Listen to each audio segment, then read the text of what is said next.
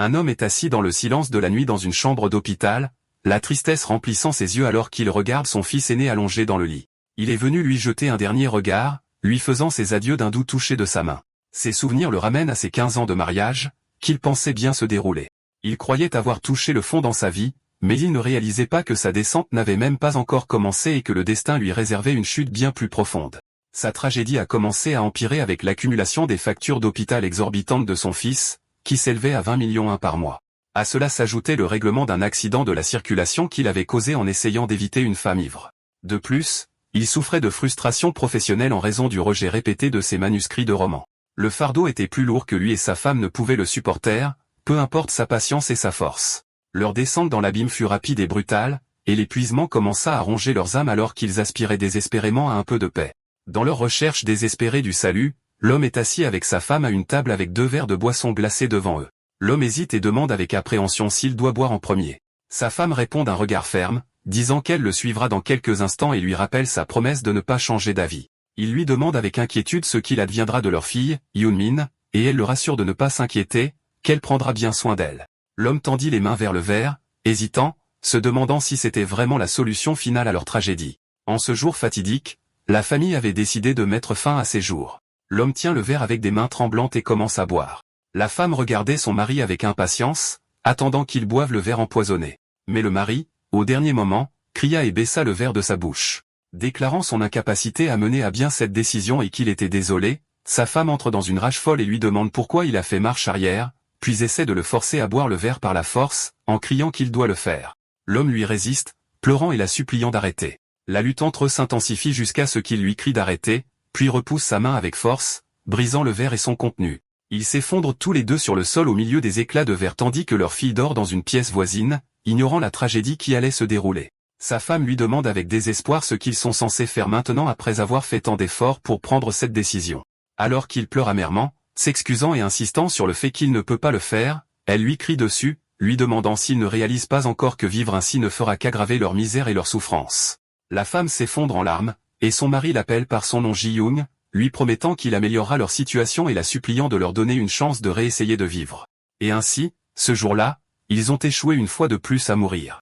Dans une scène ultérieure, au milieu d'une nuit pluvieuse, alors que l'homme travaille comme chauffeur de taxi, il dit à un passager potentiel qu'il a terminé son service, mais il est surpris par un vieil homme à l'air étrange qui fait irruption dans la voiture avec un large sourire sinistre. Le vieil homme insiste sur sa demande et lui ordonne de conduire immédiatement, et le chauffeur démarre dans une atmosphère de mystère. Pendant qu'il roulait, l'homme regarda le vieil homme dans le miroir, un regard rempli de suspicion et d'anxiété. Le vieil homme se tourne vers lui et dit que l'argent, semble-t-il, a tout gâché. L'homme lui a demandé ce qu'il voulait dire par ces mots. Puis le vieil homme ajoute que la vie est intrinsèquement misérable et lui conseille de ne plus penser à mettre fin à ses jours à cause de l'argent. Le chauffeur est choqué et arrête soudainement la voiture, entrant dans une rage folle et lui demandant qui il est et qui lui a donné le droit de s'immiscer dans la vie des autres. Le vieil homme ignore sa colère et lui demande directement s'il a besoin d'argent. Et quand il constate que le chauffeur ne répond pas, il répète sa question avec insistance. Après un moment d'hésitation, le chauffeur admet qu'il a besoin d'argent. Le vieil homme lui dit de faire demi-tour, annonçant avec un sourire glaçant qu'il change de destination pour un endroit qui changera complètement sa vie. Ils arrivent à un bâtiment délabré dans une zone désolée, et ils entrent alors que le vieil homme se plaint de ses genoux en montant les escaliers. Le doute commence à s'insinuer dans le cœur du chauffeur, et il pense que suivre cet étranger était une erreur depuis le début, se demandant ce qu'il pourrait bien retirer d'un endroit comme celui-ci. Avant qu'il ne puisse terminer ses pensées, le vieil homme lui dit qu'ils sont arrivés. Il se retrouve devant une grande porte ornée portant le nom de la caisse d'épargne Apollo. Le vieil homme a dit au chauffeur que l'argent dont il avait besoin serait pris en charge à la caisse d'épargne Apollo. Le chauffeur dit timidement au vieil homme qu'il est sur liste noire et qu'il ne peut pas obtenir de prêt, mais le vieil homme répond que cela n'a pas d'importance car ce n'est pas une banque ordinaire. Dès qu'il ouvre la porte, le chauffeur se retrouve dans un couloir bordé de plusieurs portes. Le vieil homme lui dit que l'une des fenêtres est disponible pour lui et lui souhaite bonne chance, puis disparaît soudainement, laissant le chauffeur seul et déconcerté. Avec hésitation et anxiété, l'homme tend la main et ouvre l'une des portes devant lui, pour se retrouver à l'intérieur d'un petit bureau organisé où un employé de banque est assis derrière son bureau et l'accueille à la caisse d'épargne Apollo. L'employé nommé Kim Sang lui demande ce dont il a besoin. L'homme répond nerveusement qu'il veut obtenir un prêt, et l'employé lui demande sa pièce d'identité comme procédure de routine. Alors que l'employé entre ses données dans l'ordinateur, l'homme se dit que tout semble étrangement réel et routinier, et il se demande si une banque comme celle-ci existe réellement. Après quelques instants, l'employé, l'appelant par son nom complet Park Yoon-ho, l'informe qu'il est éligible à un prêt de 950 millions de wons. Les yeux de Park Yoon-ho s'écarquillent d'étonnement, et il demande à l'employé s'il a bien entendu le nombre. L'employé confirme calmement le montant et lui demande s'il souhaite retirer le montant total. Park demande timidement s'il est obligé de retirer la totalité de la somme, et l'employé explique qu'il peut retirer la totalité du montant ou une partie de celui-ci. Poussé par le désespoir et le besoin, Park crie avec enthousiasme qu'il veut la totalité du montant. Mais le doute revient à lui, et il s'enquiert de la garantie pour laquelle il n'a rien à offrir. Et l'employé sourit et lui dit qu'aucune garantie n'est requise. L'employé lui tend les papiers de prêt à signer. Park réalise que tout cela est suspect et que quelque chose ne va pas, mais la tentation de l'argent et la résolution de tous ses problèmes l'emportent sur sa prudence. L'employé lui demande s'il souhaite continuer, et Park accepte et signe les papiers. Après avoir signé, il demande à l'employé pourquoi ce prêt lui a été accordé malgré son mauvais historique de crédit, ce qui l'empêche d'obtenir un prêt. L'employé est surpris par sa question et lui demande s'il est venu à la banque sans connaissance préalable de son système, ce que Park confirme. L'employé l'informe que son solde bancaire actuel est très bas, et puisqu'il n'est pas informé, il va commencer à lui expliquer le système d'exploitation de la banque. L'employé commence à expliquer, en déclarant que la banque Apollo suit les soldes futurs de ses clients sur une base annuelle, puis laisse tomber la bombe. Une somme de 1 milliard sera déposée sur le compte de Park Yoon-ho au cours de l'année. Park est à nouveau choqué et demande avec incrédulité comment cela pourrait arriver. L'employé confirme sa déclaration. Et lorsque Park lui demande comment ils connaissent l'avenir, il répond qu'il ne peut pas révéler les détails car cela est contraire aux réglementations de la banque. Cependant, il explique que la banque permet aux clients d'emprunter sur leur solde futur confirmé moyennant des frais d'intérêt initiaux de 5%. L'employé continue d'expliquer à Park que ce qu'il a essentiellement fait, c'est emprunter l'argent qu'il gagnera à l'avenir pour l'utiliser dans le présent quand il en a le plus besoin. Park saisit lentement l'idée incroyable, marmonnant pour lui-même qu'il recevra 1 milliard d'ici à un an. Son esprit se met à la recherche d'une source possible pour cette richesse soudaine, se demandant si son roman a remporté un concours ou peut-être a-t-il obtenu un contrat d'une société de production mondiale comme Xflix. Mais il rejette rapidement ses pensées, décidant que la source de l'argent n'a pas d'importance pour le moment. Avec cet argent, il pourra enfin payer les factures d'hôpital et les futurs frais de traitement de son fils Soman, régler le loyer impayé et les dépenses de subsistance, et même acheter un petit appartement à eux. Il sentait qu'il pouvait enfin échapper à toute cette misère. Après avoir reçu la carte bancaire, il se dirige immédiatement vers le guichet automatique le plus proche, le cœur battant, et son cœur ralentit lorsqu'un message apparaît, vérifiant le solde après la transaction. Lorsque l'écran du guichet automatique affiche son solde de près de 950 millions de wons, un large sourire incrédule se répand sur son visage. Park raconte plus tard comment sa vie a soudainement changé après avoir reçu cette somme. Lorsque sa femme lui a demandé d'où cela venait, il lui a parlé de la caisse d'épargne Apollo, et elle ne lui a rien demandé de plus. Cet argent était un véritable miracle pour sa famille. Grâce à cela, la chirurgie de son fils, Soman, qui n'était pas censé vivre longtemps, a réussi, lui offrant une nouvelle vie. La famille a emménagé dans un appartement décent. Sa femme a dit avec étonnement qu'elle ne pouvait pas croire qu'une telle chose se soit réellement produite, et Park a remboursé toutes ses dettes personnelles et bancaires, se débarrassant enfin de la stigmatisation du mauvais crédit. Malgré la joie, sa femme lui demande avec inquiétude si cet argent est sûr, et il la rassure en lui disant que ce n'est pas de l'argent suspect et que tout deviendra clair d'ici la fin de l'année, lui disant que sa souffrance est terminée. Cependant, l'anxiété commençait à envahir le cœur de la femme à propos de tout ce qui s'était passé. Leur vie a continué de s'améliorer. Ils ont acheté une voiture familiale et un cartable pour leur deuxième enfant. Mais à la mi-septembre, un étrange sentiment de malaise a commencé à s'insinuer. L'argent que la banque avait promis arriverait certainement cette année ne montrait toujours aucun signe d'apparition. Il a essayé de se rassurer en se disant que cela pourrait arriver demain ou dans 2 mois, voire le dernier jour de l'année. Pendant ce temps, il a reçu un rejet pour le synopsis qu'il avait envoyé à Xflix, et son seul revenu était une maigre somme provenant de la vente d'une nouvelle tandis que sa femme continuait à travailler. Park arrête d'écrire et se demande désespérément comment il est censé obtenir 1 milliard d'ici la fin de cette année. Park se souvient de la façon dont au début, il vivait chaque jour plein d'espoir. Mais au fil du temps, un étrange sentiment d'anxiété a commencé à l'envahir. Quelques jours plus tard, alors qu'il vérifiait sa boîte aux lettres, il a trouvé une lettre qui l'a remplie de terreur et de suspicion. La lettre était un certificat pour une police d'assurance vie au nom de son fils de 15 ans, Park Soman, couvrant toute l'année en cours. La surprenante surprise était que la valeur de la police en cas de décès accidentel était de 1 milliard. Dans un état de choc et de colère, Park confronte sa femme avec le certificat, lui criant dessus et lui demandant quand elle a signé ce document et si elle voulait vraiment que leur fils meure. Sa femme répond qu'elle l'a fait quand Soman était à l'hôpital, et le médecin a dit qu'il n'y avait aucun espoir de guérison et lui rappelle que lui-même l'avait accepté à l'époque, mais il avait ignoré ses paroles avec colère, refusant même d'envisager que son fils puisse mourir. Park souligne que Soman va bien maintenant et va régulièrement à l'école et prend même des cours supplémentaires. Mais Park réalise l'horrible vérité. Le montant de la police d'assurance correspondait exactement au 1,1 milliard que la banque avait prédit. Sa femme refuse d'écouter ses inquiétudes, qualifiant ses paroles d'absurdes, puis part travailler avec colère. Park entre dans une spirale de déni, essayant de se convaincre qu'il existe une autre explication. Il s'accroche à l'idée qu'il gagnera à la loterie avant la fin de l'année et que le prix après impôt sera de 1,1 milliard. Il était sûr qu'il n'y avait pas d'autre explication. Avec ce faible espoir, il se dirige vers un magasin de billets de loterie. Là, il est confronté à la réalité des faibles chances de gagner et réalise l'absurdité de lier la vie de son fils à une telle chose. Il admet qu'il essayait désespérément de penser à autre chose, mais l'anxiété et la peur que quelque chose de mauvais puisse arriver à Soman le consumaient. Plus tard, alors qu'il attendait son fils, Soman l'a appelé de loin. Soman s'excuse d'être en retard car il nettoyait la classe. À ce moment-là, un camion qui roule à toute vitesse apparaît soudainement. Park crie le nom de son fils, et le camion le frappe sur la route. Dans une réaction paternelle désespérée, il se précipite et pousse son fils hors de la trajectoire du camion à la dernière seconde. Il le serre fort dans ses bras et lui demande avec impatience s'il va bien, et Salmon répond qu'il ne s'est pas blessé et s'excuse de ne pas avoir fait attention. Park crie à son fils, disant qu'il n'y a pas de quoi être désolé, et lui demande à nouveau avec inquiétude s'il est sûr qu'il ne s'est pas blessé. Salmon confirme qu'il va parfaitement bien, alors son père le serre fort dans ses bras, remerciant le destin pour la survie de son fils, tandis que les passants se rassemblent et l'un d'eux demande d'appeler la police pour signaler l'accident. Plus tard dans sa maison, Park tient la police d'assurance et réalise l'horrible vérité avec une clarté absolue. Qu'il s'agisse d'un accident de voiture ou d'une maladie rare, le fait que le 1 milliard à lui parviendrait cette année ne signifiait qu'une seule chose. La vie de son fils, Soman, était en danger. Dans un accès de colère et de désespoir, il déchire les papiers. Il devient fou en pensant qu'il allait utiliser la vie de son fils pour de l'argent et qu'il a célébré avec sa famille en achetant une voiture et une maison avec cet argent maudit. Dans un moment de désespoir, il se souvient de la caisse d'épargne Apollo et réalise que s'il pouvait découvrir qui a déposé l'argent, il saurait d'où viendrait ce montant à l'avenir. Il essaie d'appeler la banque mais reçoit un message indiquant que le numéro n'existe pas.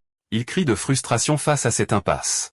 Il se souvient que l'employé lui a dit qu'il ne pouvait pas lui donner de détails car c'était contraire aux règles. Déterminé à découvrir la vérité, il décide de retourner au siège de la banque pour rencontrer les supérieurs. Il pense que s'il leur dit que son fils est malade, ils pourraient l'écouter. Il devait en être sûr. Même si cet argent était l'assurance vie de son fils, il monte les escaliers et ouvre la porte, seulement pour faire face à un choc majeur. La banque avait complètement disparu, laissant derrière elle une pièce vide. Il rentre chez lui et dit à sa femme Ji-yeon que la banque a disparu sans laisser de traces. Le désespoir le submerge, et il réalise qu'il doit trouver ce vieil homme mystérieux qui sait tout, et il regrette profondément de ne pas avoir obtenu ses coordonnées. Ils fond en larmes devant sa femme, criant que leur fils, Soin, va mourir. Sa femme le gifle et lui crie de se ressaisir, lui rappelant que dans des moments comme ceux-ci, il doit être le plus fort car il est le chef de cette famille. Le regard de Park se stabilise, réalisant ses responsabilités. Dans une autre scène, quelqu'un rend visite, et l'homme lui demande s'il est le mari de Kim Ji-yeon. Park confirme à l'homme qu'il est le mari de Kim Ji-yeon, et l'homme qui semble être le patron lui demande si c'est la dame de l'assurance qui lui a donné sa carte de visite. Après que Park ait confirmé cela, le patron montre de l'intérêt, commentant que sa femme semble timide mais a l'audace d'envoyer son mari vers lui. Le patron demande à Park s'il sait où il est, et il répond par l'affirmative puis lui dit désespérément qu'il a besoin de 1,1 milliard. Le patron se moque de lui et lui demande s'il pense pouvoir rembourser ce montant. Park lui promet qu'il le remboursera par versement mensuel, et le patron se moque encore plus, demandant s'il pense que 1,1 milliard est un montant qui peut être facilement géré mensuellement. Après un moment de silence, le patron accepte de lui accorder le prêt, mais l'avertit qu'il sait ce que cela implique, et Park confirme qu'il est prêt à en assumer les conséquences. Le patron lui tend un contrat pour 1,1 milliard et l'avertit que les intérêts seront un lourd fardeau, mais Park promet qu'il remboursera le montant quoi qu'il arrive. Ainsi, Park se retrouve à avoir emprunté 1 milliard à un usurier. Il devait maintenant payer un intérêt mensuel de 25 millions, mais il n'avait pas d'autre choix. Car il avait choisi ce qui était plus précieux que l'argent. Park se souvient que sa femme Ji-yeon lui a ordonné de faire tout ce qu'il fallait pour retrouver le vieil homme et de ne pas rentrer chez lui tant qu'il ne l'avait pas retrouvé. Il sort à sa recherche dans toute la ville et le retrouve finalement dans un parc public assis avec un groupe d'hommes. Park s'approche de lui tranquillement et le surprend, et le vieil homme le reconnaît. Park lui dit sévèrement qu'ils doivent parler. Après que Park lui ait expliqué la situation, le vieil homme répond froidement, « Alors c'est comme ça ». Park entre dans une rage folle face à sa réaction, l'attrapant et criant que son enfant est sur le point de mourir à cause de lui. Le vieil homme lui dit de se calmer, disant que Park a de la chance d'avoir pu le retrouver. La colère de Park s'intensifie alors qu'il lui raconte les grandes difficultés qu'il a rencontrées pour le retrouver. Le vieil homme sourit et l'appelle toujours hâtif, puis révèle une information cruciale. S'il rembourse l'argent emprunté plus tôt pendant la période spécifiée, l'événement futur disparaîtra. Park est choqué et demande si l'événement va vraiment disparaître. Le vieil homme le gronde pour ne pas avoir lu attentivement les conditions générales, expliquant que s'il redépose le montant emprunté sur le compte de prêt, l'avenir changera. Le vieil homme poursuit son explication, précisant que dès que le montant emprunté est redéposé sur le compte de l'Apollo Bank, la banque l'enregistrera automatiquement comme un remboursement de prêt. C'est la règle de la banque. Si le client effectue un remboursement anticipé, ses futurs actifs disparaissent. L'accord prend fin une fois que le prix pour un aperçu de l'avenir est payé. Park demande si cela signifie que le 1 milliard qu'il était censé recevoir disparaîtra également. Le vieil homme confirme que le montant sera effacé comme s'il n'avait jamais existé. Le vieil homme ajoute que le vrai problème est que le client ne connaît pas la nature de cet argent futur. Il pourrait provenir d'une bonne ou d'une mauvaise source. Si l'argent provient d'une bonne source, alors le remboursement anticipé est une perte. Mais s'il provient d'une mauvaise source, il est préférable de rembourser tôt pour effacer ce mauvais événement. Le vieil homme applique cela directement à la situation de Park, lui disant que s'il rembourse les 1 milliard à maintenant, son fils ne mourra pas, en supposant que l'argent est lié à sa mort. Il lui dit ensuite que c'est pourquoi il a de la chance, et que la décision lui appartient maintenant. À la maison, sa femme Jian en discute fermement avec lui demandant s'il y a un autre choix. Elle lui dit que c'est le seul plan possible. Il doit réunir 1 milliard et les déposer sur le compte avant la fin de l'année, et ainsi tout disparaîtra. Le montant qu'ils étaient censés recevoir, la maladie de Soman, sa mort et l'argent de l'assurance. Park essaie de s'accrocher à un dernier espoir, se demandant s'il est possible que l'argent provienne d'une autre source sans lien avec leur fils. Sa femme lui demande sèchement pourquoi il s'inquiète alors. Park admet en lui-même qu'elle a raison, et la raison de son anxiété est sa conviction profonde que l'argent est lié à la mort de son fils. La femme a dit à Park que cet argent ne pouvait pas provenir de quelque chose de bon, et s'il leur était parvenu, il devait provenir du paiement de l'assurance de Soman. Elle lui a dit que c'est laquelle l'avait perdu auparavant et lui a demandé d'y aller. Sa femme lui donne une carte de visite pour un endroit qui ressemble à un lave-auto, mais qui est en réalité un bureau de prêt. Park lui a demandé si elle lui demandait d'emprunter de l'argent là-bas. Lorsque Park hésite à cause du taux d'intérêt élevé du prêt, sa femme le gronde, lui demandant si l'intérêt est vraiment ce qui l'inquiète dans une situation aussi désastreuse. La scène revient au présent avec Park pensant que sa femme avait raison. Malgré le lourd fardeau des intérêts qui pèsera sur lui, au moins son enfant vivra. Il a choisi la stabilité plutôt que l'inquiétude. Park rentre chez lui avec l'argent, et sa femme lui demande s'il l'a emprunté. Park lui tend silencieusement le contrat d'approbation du prêt. Il est surpris de la trouver, elle et les enfants, avec des bagages préparés. Il lui demande où elle va, et elle répond qu'elle va à Gangneung. Quand il lui demande pourquoi elle va chez son père, elle répond par une autre question, surprise qu'il ne sache même pas qu'aujourd'hui c'est l'anniversaire de sa belle-mère. Quand Ji-yeon ouvre la porte pour partir avec les enfants, elle leur dit qu'ils doivent aller saluer leur grand-père. Son fils, Soman, lui pose des questions sur son père, et elle répond qu'il les rejoindra la prochaine fois. Leur plus jeune fille, Sunmin, commence à pleurer, refusant de partir sans lui et voulant jouer avec lui. Park la réconforte et promet qu'il prendra le train pour les rejoindre le lendemain, où ils pourront tous voir la mère et jouer ensemble au ballon. Alors la petite fille se calme et accepte. Park se tourne vers son fils aîné, Soman, et lui conseille d'être mature, de prendre ses médicaments régulièrement et de prendre soin de sa petite sœur. Après avoir dit au revoir à ses enfants, alors que sa femme part, elle lui dit que l'argent arrivera cette semaine. Park rassure sa femme, disant qu'il n'y avait pas lieu de s'inquiéter. Le montant arriverait cette semaine, et il le rembourserait immédiatement sans délai. Sa femme lui demande de rembourser le prêt immédiatement, puis de l'appeler pour lui faire savoir. Park l'a appelé puis a hésité en disant « Rien ». Elle répondit doucement en s'éloignant. « Je reviens plus tard ». Seul dans l'appartement vide, Park réfléchit à son destin. Il ne reste qu'un jour. Avec le 1 milliard qu'il empruntera, il sauvera son fils, mais ce montant se transformera en une dette écrasante. Il calcule dans sa tête que même s'il vend le bail de la maison et la voiture, il sera toujours endetté d'environ 400 millions. Malgré cela, il décide de protéger sa famille quoi qu'il en coûte, croyant que cette dette n'est rien comparée au fait de sauver la vie de son fils. Il s'assoit en attendant anxieusement, les heures passant lentement, se souvenant de la promesse des usuriers que l'argent serait déposé sur son compte avant 5 heures. Mais 5 heures passent, et tout ce qu'il reçoit, c'est un texto ennuyeux. Il hurle de colère, se demandant pourquoi l'argent n'est pas arrivé comme promis. Il se demande s'il a fait trop facilement confiance à l'usurier. Et à ce moment-là, alors que son téléphone sonne, il est attaqué par derrière et brutalement étranglé. Alors qu'il s'étrangle et essaie de résister, il se demande pourquoi l'usurier l'attaque. Il se bat pour sa vie de toutes ses forces, peiné par la pensée qu'il mourra de cette façon absurde, et inquiet de ce qui arrivera à sa famille après lui. Dans ces derniers instants, les souvenirs de ses paroles à sa femme lui traversent l'esprit, ainsi que leur dispute au sujet de la police d'assurance. Et puis il réalise l'horrible vérité, le 1 milliard qui était censé lui revenir à la fin de l'année n'était pas le prix de la vie de son fils, mais le prix de sa propre vie. Dans un dernier éclair de conscience, Park se souvient de la règle de l'Apollo Bank dont le vieil homme lui avait parlé. Si le prêt est remboursé tôt, l'accord prend fin et l'événement futur disparaît. Il réalise que si le 1,1 milliard est le versement de l'assurance pour sa propre mort, alors la mort de son fils, Soman, n'aura pas lieu. Une vague de soulagement mêlée de douleur le submerge, et il sourit en prononçant le nom de son fils une dernière fois. Soudain, Park se réveille, haletant de terreur. Il voit du sang sur ses mains, et quand il regarde à côté de lui, il trouve le requin solitaire baigné dans son propre sang, tué avec un couteau dans la poitrine. Dans un état de choc, il se demande ce qui s'est passé. Réalisant que quelqu'un est mort chez lui, son téléphone sonne et l'appelant est la mère de Soman. Il répond paniqué, essayant de lui raconter ce qui s'est passé, mais il entend une voix familière à l'autre bout du fil. Il demande sous le choc, Soman va-t-il mourir? Puis vient la réponse choquante au téléphone dans le cadre d'un reportage ou d'un souvenir. Soman s'était étouffé à mort avec une galette de riz que sa grand-mère lui avait donnée. La scène se déplace aux funérailles de Soman où Park se tient abasourdi devant l'autel commémoratif de son fils. Park a sorti un emblème taché de sang de sa poche, le regardant avec confusion, ne comprenant pas son secret. Sa femme Ji-yeon s'effondre par terre de chagrin. Park s'approche de sa femme, essayant de la réconforter, posant doucement sa main sur son épaule, mais les membres de la famille l'entourent pour la consoler, demandant à Park de rester en arrière pendant qu'il s'occupe d'elle. Il est seul dans son chagrin. Park se penche et ramasse le téléphone de sa femme sur le sol, son regard se figeant sur la photo de famille heureuse à l'écran, ressentant une douleur dans son cœur. Park s'assoit et fond en larmes amères. Le silence de la veillée se mêle aux forts sanglots de Park. Alors qu'il pleure, il remarque une notification sur le téléphone de sa femme, qu'il tient. La notification révèle l'existence d'un profil multiple pour Ji-yeon. La curiosité le pousse à ouvrir le téléphone.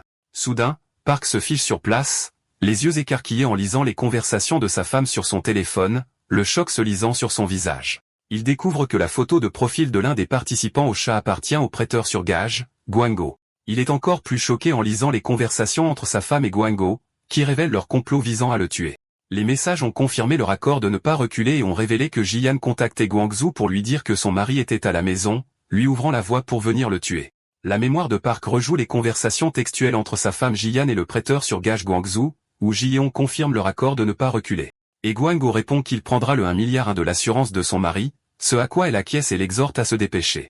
Park reste sous le choc, incapable de comprendre la gravité de ce qu'il a vu. La scène se déplace à une époque antérieure où Gwango était allongé dans son lit avec Ji-yeon, qui lui demandait de tuer son mari. Gwango montre de l'hésitation, disant que leur demande va trop loin et qu'il suffit de se rencontrer en secret. Mais Ji-yeon commence à tisser son histoire, affirmant que son mari a obtenu de l'argent étrange du futur et que cet argent est lié à la mort de leur fils, Soman. Elle lui a demandé de lui donner de son propre argent pour rembourser immédiatement cette dette maudite. Gwango rejette l'idée d'être son portefeuille, mais elle insiste et révèle son véritable plan. Elle a souscrit une police d'assurance vie sur son mari pour 1 milliard wons. Elle lui dit qu'elle a lu les conditions de la banque étrange et que le remboursement anticipé annule l'événement futur. Par conséquent, elle lui a demandé de lui prêter l'argent pour rembourser la dette de la banque, puis il tuerait son mari et prendrait l'argent de l'assurance. Ji-yeon le regarde et lui demande calmement s'il a vraiment l'intention de lui prêter l'argent. Gwango se moque du plan, le qualifiant d'insensé, et se demande pourquoi il devrait tout risquer. Alors Ji-yeon lui fait sa dernière offre. Elle sera à lui pour toujours. Gwango a répondu que, peu importe comment il le regardait, il serait le perdant à la fin. Ji-yeon a rétorqué, irrité par sa description de perdant, disant qu'il pouvait dormir à côté d'elle quand il le souhaitait. Il n'y avait pas d'échappatoire pour lui. Elle continue de le persuader qu'il n'y aura pas de dettes ennuyeuses ou de mari inutile, ajoutant qu'il est temps de changer. La scène revient au présent aux funérailles de Soman. Park entre dans la pièce et demande à la famille de Ji-yeon de s'écarter un instant, indiquant qu'il a quelque chose à dire à Ji-yeon. Park se tient sévèrement devant Ji-yeon, qui le regarde avec crainte. À ce moment-là, il jette son téléphone à côté d'elle, affichant sa conversation avec Gwango. Après avoir relié tous les points, grâce au message qu'il a lu, Ji-yeon comprend qu'il connaît la vérité, et elle essaie d'expliquer ce qui s'est passé, mais ne trouve pas de mots pour justifier ses actes. Park explose de rage et attaque Ji-yeon, l'étranglant tout en criant à sa femme, l'accusant d'avoir conspiré avec ce scélérat pour le tuer. Park continue d'étrangler violemment sa femme Ji-yeon alors que ses mots pendent comme un marteau, répétant le cri « Meurs ». Ses yeux étaient remplis de haine alors qu'il l'accusait d'être celle qui avait tué leur fils, So-min. Ji-yeon se débat désespérément, haletant et le suppliant d'arrêter. Soudain, des hommes font irruption dans l'endroit et interrompent la scène, forçant Park à s'arrêter et à les regarder avec confusion, se demandant qui ils sont. L'un des hommes s'identifie comme venant du poste de police de Seongbuk et montre sa carte d'identité officielle délivrée par l'Agence nationale de police. Puis, d'un ton formel, l'officier informe Park Yoon-ho qu'il est en état d'arrestation d'urgence, soupçonné d'avoir assassiné un homme nommé Kim Gwango. Les yeux de Park s'écarquillent de choc et d'horreur, tout comme ceux de sa femme qui regarde la scène avec des yeux exorbités. Park marmonne avec incrédulité, se demandant s'il est vraiment un suspect de meurtre. L'officier explique qu'ils ont reçu un rapport d'un témoin et demande sa coopération à l'enquête alors que Park reste sans voix. Au milieu de la salle funéraire remplie de couronnes blanches, l'officier commence à lui lire ses droits. Il lui dit qu'il a le droit à un avocat, la possibilité d'expliquer sa version des faits et de demander un examen de son ordre de détention devant un tribunal. Un autre officier s'avance et lui met des menottes au poignet. Alors qu'on l'emmène, Park se perd dans ses pensées, insistant auprès de lui-même sur le fait qu'il n'a pas tué Gwango. Sa mémoire revient à ce jour-là, et il est submergé par un profond sentiment de regret, souhaitant être mort à la place de Sumon. En un éclair, une image de la scène de crime apparaît devant lui, le corps de Gwango et un emblème métallique taché de sang gisant sur le sol. Ses yeux s'écarquillent dans une soudaine prise de conscience alors qu'il se souvenait bien de cet emblème. C'était le même emblème qui se trouvait sur l'insigne de l'employé de la banque, Kim Sang-sang. Poussé par cette découverte choquante, Park prend une décision désespérée. Il se jette sur une marmite de soupe bouillante et la jette au visage des officiers qui crient de douleur. Profitant du chaos, il s'enfuit alors que les officiers crient derrière lui et ordonnent sa capture. Un mois après cet incident, après que Park ait passé ses journées noyées dans le chagrin et la haine à cause de la perte de Soman, la scène se déplace vers un autre endroit. Un ancien client apparaît assis devant l'employé de la banque Kim Sang-sang. Le vieil homme demande à l'employé si ses papiers sont prêts, et l'employé répond par l'affirmative. Le vieil homme exprime son étonnement face à l'idée de pouvoir recevoir de l'argent du futur à l'avance, décrivant cela comme incroyable, puis demande quand il connaîtra le résultat. L'employé explique qu'il doit retourner à son bureau pour saisir les documents et effectuer les calculs nécessaires et qu'il pourra le contacter le lendemain. Le vieil homme lui demande de s'en occuper, et l'employé le rassure et lui dit qu'il a un rendez-vous avec un autre client maintenant. L'employé, Kim Sang-sang, part après avoir donné sa carte de visite au vieil homme et sort dans une rue trempée par une forte pluie. Alors qu'il marche sous son parapluie, il est soudainement attaqué par une personne mystérieuse à capuche qui l'attrape violemment par le col. Kim Sang-sang demande à son agresseur avec terreur pourquoi il fait cela. L'attaquant révèle son visage, et il s'avère que c'est Park Yoon-ho, qui brandit l'emblème taché de sang de la banque Apollo et lui demande sarcastiquement s'il s'en souvient. Les événements reviennent sur le passé, où un autre homme portant des lunettes apparaît nerveux alors qu'il descend une ruelle sombre. Cherchant quelque chose en vain, la scène se déplace au moment de la lutte entre Park et Gwango, où Kim Sang-sang et un autre employé apparaissent après que Park ait perdu connaissance, et l'autre employé poignarde Gwango. Gwango essayait de leur résister, mais ses forces s'amenuisaient rapidement. Et dans une tentative de se défendre, il arrache l'emblème métallique de son costume. Gwango tombe au sol. Après qu'il soit sûr qu'il est éliminé, Kim Sang-sang ordonne à l'autre homme avec des lunettes de se retirer, et il quitte la scène. Park est laissé à côté du corps de Gwango. Il remarque quelque chose qui traîne sur le sol à côté de la main de Gwangju au milieu d'une mare de sang.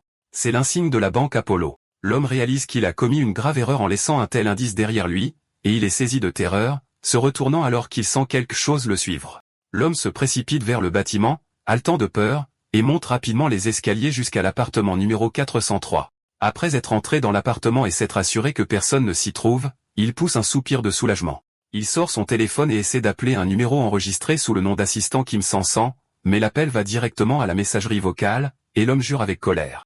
L'homme entend le bruit de pas dans le couloir du bâtiment et regarde anxieusement à travers le judas, mais il ne voit personne à l'extérieur. Soudain, un téléphone sonne, et il sursaute. L'appelant est le chef d'équipe Park Jang-mon. L'homme répond à l'appel, et le chef d'équipe le gronde pour ne pas avoir répondu et pour avoir erré avec son tracker de localisation éteint, lui rappelant les règles de l'organisation Hero. L'homme répond d'une voix tremblante qu'il vient d'arriver chez lui. Puis, d'une voix remplie de terreur, il dit à son chef que le fantôme est apparu. Le chef demande incrédule, « Un fantôme ?» Alors qu'il écoute avec terreur, il regarde à nouveau par le judas, et le fantôme en question apparaît. Qui est le vieil homme mystérieux tenant l'emblème doré de la banque Apollo et souriant d'un air sinistre en disant bingo. À l'autre bout du téléphone, l'homme à lunettes, Woo Jun-wook, murmure le mot maestro avec terreur. Le chef d'équipe crie au téléphone, mais à ce moment, quelque chose traverse le judas perçant la tête de Woo Jun-wook. La scène montre Woo Jun-wook gisant mort sur le sol, les yeux ouverts dans un choc éternel. Le chef l'appelle par son nom, exigeant une réponse. Pendant ce temps, le vieil homme mystérieux, le maestro, quitte calmement le bâtiment en fredonnant un air avant de laisser échapper un léger rire sinistre. Ailleurs, Park continue de confronter l'employé de banque Kim Sang-sang, l'accusant, lui et ses hommes, d'avoir tué le prêteur sur gage.